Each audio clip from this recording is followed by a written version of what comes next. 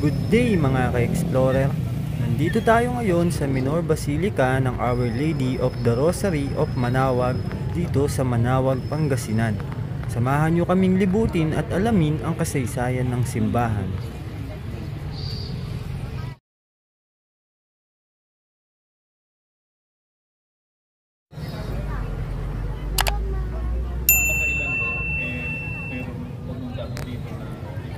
Ang Minor Basilica ng Our Lady of the Rosary of Manaoag ay isa sa mga simbahang binibisita sa Pilipinas.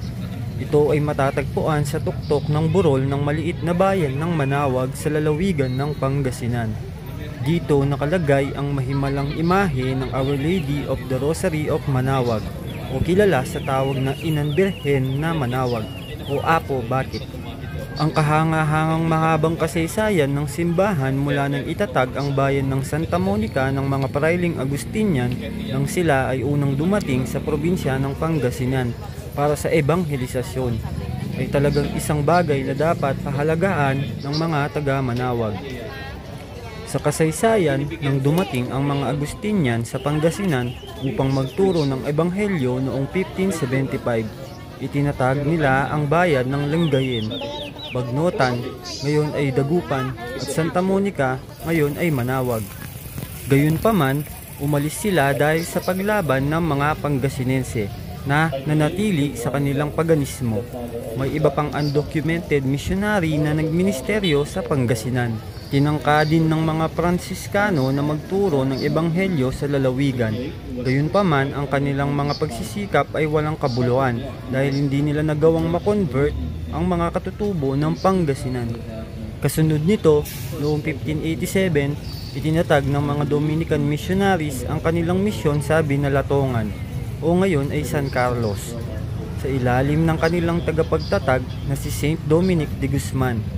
Sinimulan din magpunta ng mga Dominikano sa bayan ng Mangaldan na 9 kilometro mula sa Santa Monica na pinangangasiwaan bilang bisita sa kumbentong Agustinian ng Lingayen.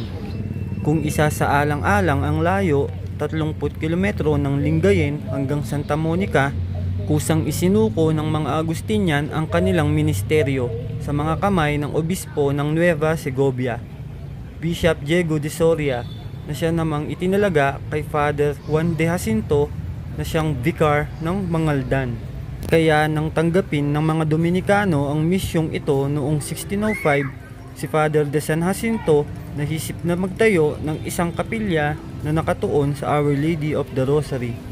Ayon sa tradisyon, ang pangalan ng bayan, Manaoag, ay nagmula sa kwento ng pagpapakita ng mahal na Birheng Maria sa isang magsasaka sa tuktok ng puno. Isinalaysay ng kwento na sa gitna ng ulap ay nagpakita ang Birhen ng Rosario at ang kanyang pinakabanal na anak. Ipinahayag niya ang kanyang hiling na magtayo ng isang dambana bilang karangalan sa lugar na iyon, kung saan maaaring pumunta ang kanyang mga deboto sa hinaharap upang humingi ng proteksyon sa kanyang ina. Ang kwentong ito ay kumalat sa malayo at ang mga tao ay pupunta sa lugar kung saan nangyari ang aparisyon. Kaya kapag tinanong ng mga tao kung sino ang bumisita sa lugar, ang sagot nila ay Diyad lugar yak kawalan na Birhen Yaman tatawag o Diyad Apo Yaman tatawag. At kaya ang bayan ay tinawag na Manaoag. Mula noon, ang simbahan ay binisita ng maraming tao na humihingi ng tulong sa Our Lady of the Rosary of Manaoag.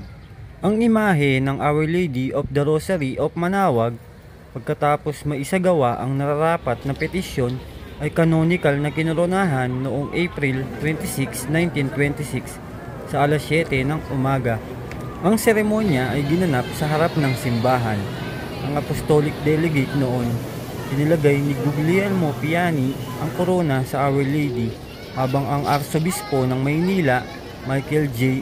O'Doherty, kinoronahan ang banal na bata.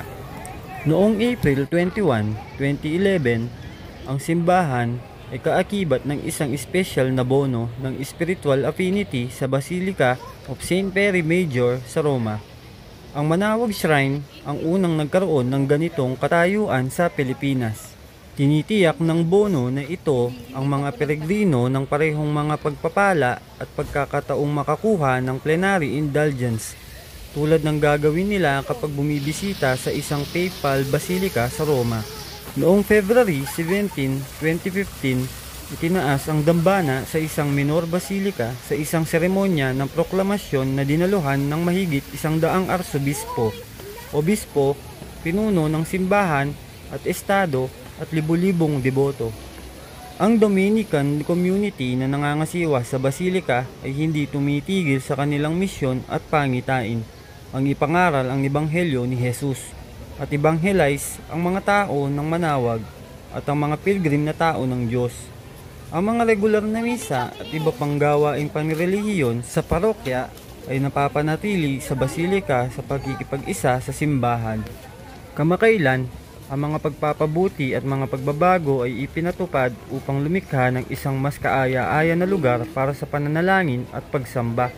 Pagkatapos ng bawat misa ay binibigkas ang blessing prayer sa mga may sakit at mga panrelihiyong artikulo ay winisikan ng banal na tubig. Sa labas, ang mga sasakyan ay binibindisyonan sa isang organisadong paraan. Pinapanatili din ng basilika ang pangangalaga ng mga pasilidad at paligid ng simbahan. Ang mga souvenir shop ng basilika ay nag-aalok ng iba't ibang relihiyosong artikulo, prayer booklet at novenas, pati na rin ang mga kandila na maaaring sindihan ng mga peregrino gamit ang isang taimtim na panalangin sa Candle Gallery.